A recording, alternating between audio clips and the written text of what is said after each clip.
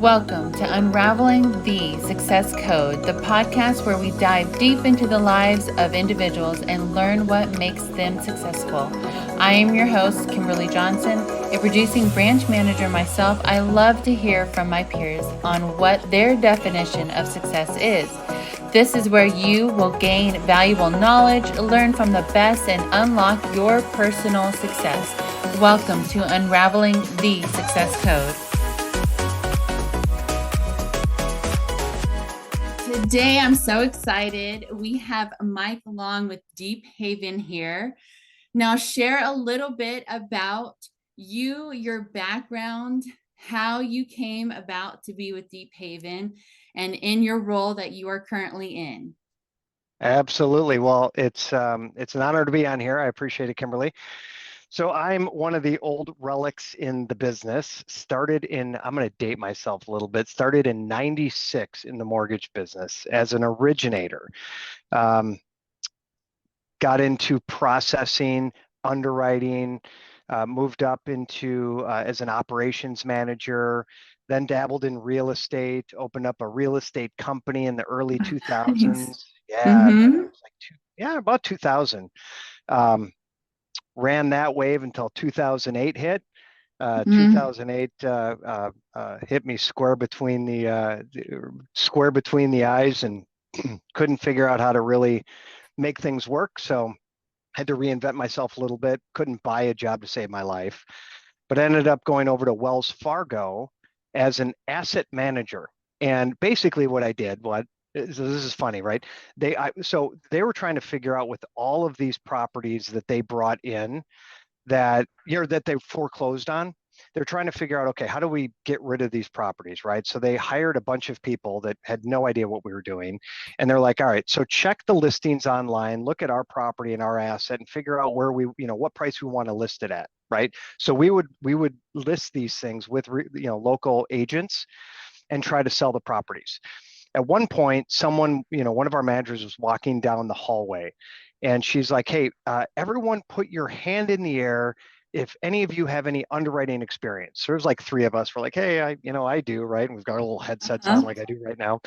And she's like, "All right, cool. You three come with me into my office." We go into our office. She's like, "Okay, you guys are now going to be underwriting loan modifications." And I'm like, what's a loan modification, right? Because this was Mm-hmm. at the height of the crash. No one knew what was going on. We had all these defaulting programs. I worked at Wells Fargo, all of these defaulting loans that we just didn't know what to do with. We couldn't really sell them all, right? We'd flood the market. So we're like, all right, well, government came up with an idea essentially to modify the terms of the loan. So uh, they put us into this loss mitigation underwriting role with guidelines that basically we were making up as we go. Like, all right, well, if you make X and you can afford Y, if we lower the interest rate down to 3.25%, go to 40-year term, like we can figure out how to save this house. And that was the goal, which was kind of cool. So from there, they transferred me down to Charlotte, North Carolina. So this was back up in Minnesota, by the way. So you can probably hear a little bit of a you betcha kind of a Yeah, yes. thing. Um, and took an opportunity to come down to Charlotte, North Carolina, which is such a better climate for me. We were talking earlier, I love visiting and playing in the snow, but I don't want to shovel it.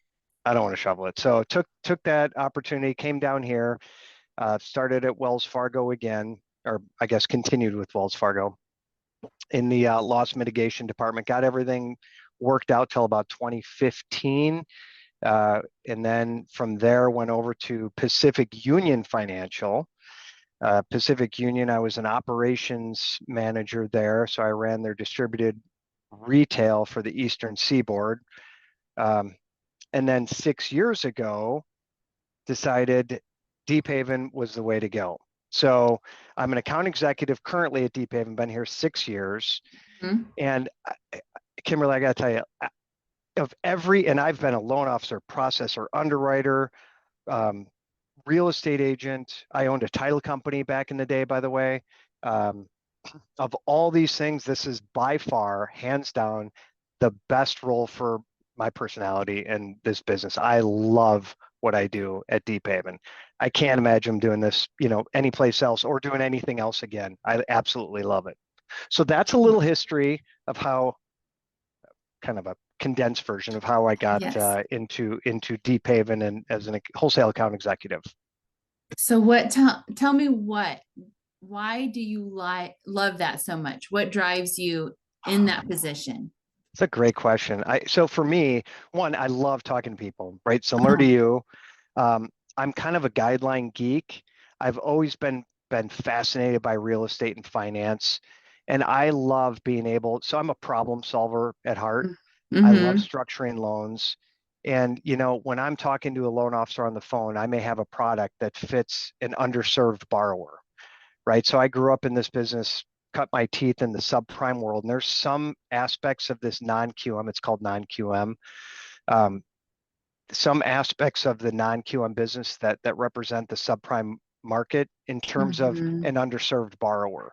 So I love being able to really offer products for that underserved borrower, whether it's a self-employed borrower or investor that, they write everything off in their taxes and Absolutely. somehow they have an adjusted gross income of 28 grand and they live in $1 million gated community and we all wonder how Yes. they do that. Well, um, so I love that. I love aspect of fixing the problems. I'm a fixer. So that's what gets me excited and talking about, how do we make that dream of home ownership for an underserved borrower become a reality? So is that how you feel like as a company contribute and are set apart with the clients? Is that you can contribute to the what did you call it, like underserved? Underserved? Yeah, Yeah. yeah, I do. I mean, if you think about any role in this business, right, Mm-hmm. the end goal is always to to satisfy whatever a borrower needs, right? Whether he's purchasing or she's purchasing a home and it's their first home and they've never done this before, walking them through that process is exciting to me. Whether it's a retired couple going into their Yeah. lifelong home, right? Yeah. They're doing that, or whether it's an investor saying, "Hey, I'm going to buy an investment property and cash flow it." So yeah, Deephaven's role in this and my role in this, I think is really kind of hones in on that market of, and I think that's what makes it exciting. But that's the market we serve is the self-employed borrowers, the investments, um, asset utilization. There's a lot of things that we can talk about, but I don't want to go into the weeds. I know, but that market is growing so much. I think Oh, it's the huge. W-2 employee people are just that market is going away. People are growing and they're self-employed Yeah, businesses so much more. I don't even know. We could pull statistics. I know that the it's numbers a are lot. huge Well, on they are. how. Yeah, and Mhm. and you hear online and in news, and all of these things, the gig economy. It's exactly what this is, right? It's the gig economy. They're all Yeah. 1099 borrowers. I mean, think of all the self-employed people we know that we don't even think about. You cruise to the airport in an Uber. That Uber is self-employed. That Uber driver Yep. is self-employed. Your tax preparers are going to be self-employed. Your financial advisors, a lot of those guys are self-employed. Hmm. You have the traveling nurses, they're Yeah. self-employed. There's so many self-employed in this, and not even to mention, the marketing and the social influencers that didn't Hmm. exist 15, 20 years ago, right? That wasn't even, nobody knew what that was. Now we do a ton of loans for the social, the social media influencers. It's a ton of business out there, and you don't even think about it. Right. I think people are seeing that you can do just as well on your own. And then if you're with your tax returns, like, yeah, not to get into the details too much, but if you're writing everything off, like you said, maybe you make 28,000 on the taxes. Well, if you're going with maybe a non-QM to 99 bank statement program, you could be making 16,000 a month Oh, versus the absolutely. 1,200 a month, and it Oh, makes for just sure. yes. Well, yeah, I mean, if you think about, most self-employed people, one of the biggest draws to going self-employed versus W-2 is your exact point, right? Is that they want to take advantage of every tax loop available in the IRS tax code in order to reduce their Yeah. taxable income. But then, Mm-hmm. of course, from a conventional perspective, what happens is if you take advantage of every tax loop, right? To your point, on paper you're making $28,000 a year, but really your business may be bringing in 100, 200 plus thousand Yes. dollars a year. And Mm-hmm. that's what we'll utilize the business revenue, the revenue on the income coming in versus the adjusted gross income that the conventional lending does. So that's exciting to me because again, you think about anybody who's self-employed, they get denied from a conventional lender. Mm-hmm. That's in our wheelhouse. That's in my wheelhouse, and I get to help that person, buy or refinance that house. It's pretty exciting Yes. stuff. I know I'm a geek. I get it. No, it is exciting because it's the families. When you get Yeah. to know these families and these people, and they're getting into houses, and when you look at what it does for families and individuals, when you own a home, this house is theirs. It really Right. does do something to your mental, your emotional, your psyche, right? It's a positive for all around the family unit. So when you start looking at the positive that it does for these families, it's the thing you want to do over and over again. It's Oh, not it's great. just, you're right, that's why closing day is the best day, because you get to be there with the family and it's like, yes, Yeah. just love these guys so much, like that's And the best part. it is. And there's nothing better to me that, on that closing date that the loan officer takes time out of their busy day and they've got, they're moving things, the buyers and the sellers and their broker and all of these different things. When they reach out to me and say, "Hey, I just want to say, you guys did a phenomenal job. We made the closing, we did all these things," and gives kudos to my team because we're just in the background, right? We just want to be flies on the wall, try to make sure that closing goes smoothly, and you guys, the loan officers, all look like rock stars. I mean, that's one of our goals, right? And Well, that's people awesome. have no idea how many. I think it was, I saw something 82 people that actually touch a file from start to finish that could go through. And so homeowners have no idea how many people actually go in there and work on their loan to help them get to start to finish. So, yeah, you guys are 82. always doing, yes, it could be Wow. I mean, if amazing. you think about, yeah, you're right. I mean, because, from a borrower's perspective, you think about, okay, my loan officer and they have an underwriter and, oh, okay, the closer and my title company. Okay, that's like four people. But, us being on the inside of that curtain, we know that there is, pre-setup, there's processing, there's underwriting, there's escalations to underwriting managers, there is post closing, there's closing, I mean, so many different So things many. that, Yeah. yeah, yeah, that's an 82. That's fascinating. Isn't Doesn't that surprise crazy? me though. Yeah, but No. it is fascinating. That's And wild. they did include real estate piece to that. Yeah. Yeah. Yeah. I mean, well, if you're purchasing a home, right, you've got so many different people that are touching this file and there are so many moving parts. I think that's another piece going back to your original question, why do I like this? I think it's because there are so many moving pieces in this business that and so many hands have to touch it and everyone has to do their job. If one Yes. person doesn't do that job up in the beginning, that water falls down and you've got five other people are trying to fix whatever they forgot to do or maybe misunderstood, right? And you got to put the pieces back together, right? And this Mm-hmm. whole puzzle piece of things just to make the thing make sense at the end of the day. So I like that aspect too. Absolutely. Now I see you on social media a lot. You're out there doing your videos. I love I that. Jump, Jumping a little bit over on that. So tell me, Yeah. how did you get into that? So I can't take much credit for that. So that's I got to give credit where credit's due, and that's Suzanne.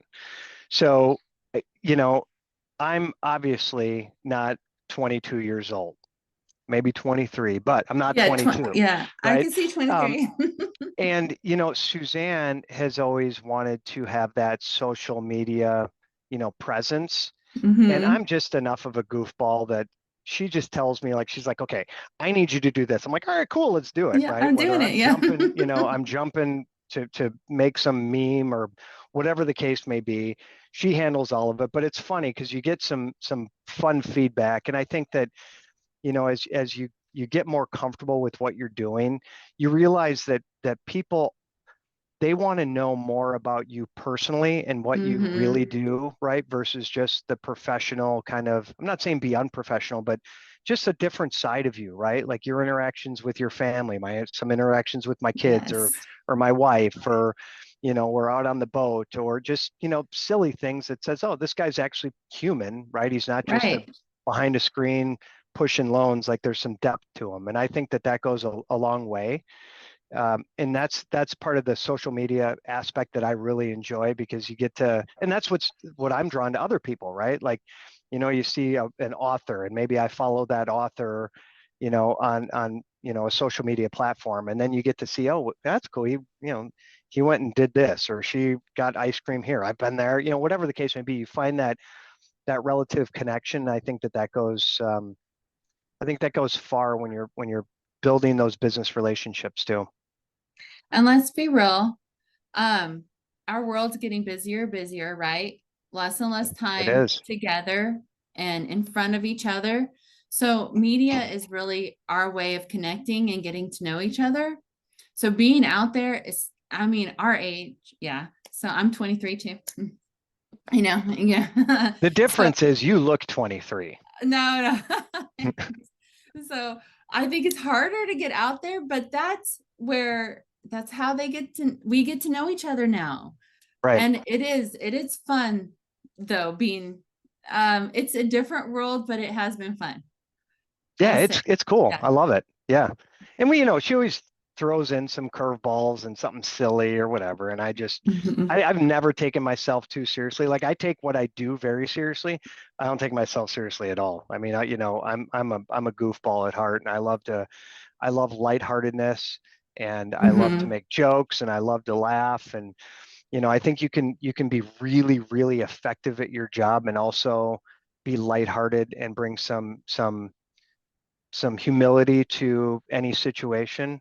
And I think that Yeah. comes out when you're talking about social media, and getting that other side of, you know, putting a face to the name, and having conversation, even similar to this, right? You get to see a little bit more of my personality. I get to see a little bit more of your personality, and see what we're all about. Yes. So what are some habits of yours that are non-negotiable that you would say these habits have led me to my success? Hmm. That's a great question. Let me think about that. So, I would say one of the biggest things that I think is key to, you know, to finding success is, you as you go along a timeline and you adjust whether it's your sales approach, or whether it's your follow through, or whether it's how you interpret guidelines, or learning guidelines, or whatever it is, your craft, right? As you hone your Mm-hmm. craft over years, I think one of the keys is identifying early on what the basics are, and that you never lose focus of those basics, even though you're honing your craft, and as you're accelerating through, the ranks of whatever it is that you're doing. So I always preach back to the basics, right? If I've been following up on loans or scenarios for a number of years, and then I stopped, right? That's not keeping to my basics. So I always preach back to the basics. Make sure you're doing whatever it is before, that you found success in, before you lose track of everything. Follow up is absolutely key. Mm-hmm. Third thing I would say is, don't make a promise you can't keep, right? Because that's all we have. We have our word. And Yeah. if I say I'm going to get something done, you have to get it done, no matter what. It doesn't matter. And you know what? If you can't get it done, or you think you can't, don't say it, right? Say that, hey, I'm going to look into this thing. I'm going to see what I can do. I can't make any promises. Let me see what options are out there. and let's see if we can solve this problem. Because that's all it is solving problems for loan officers, at least in my role as an account executive, right? Things happen. This is a lending industry. Things blow up. Right. I've always said, you can put 10 underwriters into a room, ask one question, all 10 of them will tell us something different, and they may all be right, right? Yeah. So I think that's an important distinction is, listen, I don't have all the answers, but I'm going to get it. But but going back to my original point, if I say I'm going to do it, you have to do it no matter what, 100% of the time, because that's all we have. Absolutely. Yes. So what is a key thing that you would tell somebody walking into the industry, brand new, so getting started? Gosh. Well, I'll tell you, I would probably say I would want them to understand how important it is on their personal side to budget their money, right? Because things happen like 2008, COVID in 2020. I learned a lot of lessons in 2008 that I wish I didn't have to learn, right? Where, you're doing all of these great things and then the rug gets pulled out from under you. If you are not prepared for that, that could have a very different outcome, right? As it did for me, right? I was not prepared for it. My personal budget was non-existent. I thought that this would go on forever, and it certainly did not. So that's the first thing I would say is make sure that you find, you find kind of live below your means, no matter what it is that you're doing, whether you are making a ton of money or not, especially in this business, it goes up and down all the time. Yes. Right. And so that's the first thing I would say. And then from a professional perspective, I'll just give you, a couple things, but from a professional perspective, going back to my original thing is, what's made me successful in this role is that follow-up and attention to detail is understanding, before you can solve the problem, you got to understand the problem and then how that problem is tied into credit policy. So you got to be a guy. I call myself a guideline geek, right? You got to be a guideline geek. You got to understand those guidelines, why this is a problem, and then use your guidelines to figure out the solution. Yes. I'm with you. I can't stress enough to just know your guidelines. Yep. If you know the guidelines, then it makes so many things about putting together a loan the correct way up front easier. And it really protects the client, the person you're working with, and whichever capacity, putting him into whichever loan you're going with, it just protects them. So know your guidelines. Yeah. And then the third thing I would say that I would, one, that I think's attributed to some of my successes over the years, as well as what I would tell someone new to the business or just new to, whether it's sales, it doesn't matter what you're selling, a widget, or whatever the case may be, is be authentic and don't change, right? I mean, don't try to sell something. Just be yourself, right? People are drawn to real authentic people, someone that's okay to say, hey, you know what? I screwed up, Kimberly. I misquoted you on that deal, or I didn't think about this, and I'm sorry, I really jacked that thing up. And you say, you know what? That's okay. We're all human, right? Versus trying to make excuses and go around that, going around and through and trying to weave in and out of these things. It just doesn't work. Just be yourself and be authentic in all situations. Like no one's that cool, right? Like we're all humans and we all make mistakes. I make them every single day. You can ask my wife. Well, thank you so much for your time. I've really enjoyed absolutely. I did too. Thank you for the conversation. Absolutely. We'll have to definitely get on here and do this again. Maybe dive a little bit deeper into the products and. Yeah, of course. I'm here for you. Absolutely. Now it's time for you to take action and apply what you have learned. Armed with the insights from our interviews, you have the tools to make informed decisions and achieve your goals. So go out there, put your knowledge into action, And we will see you again next time here on Unraveling the Success Code.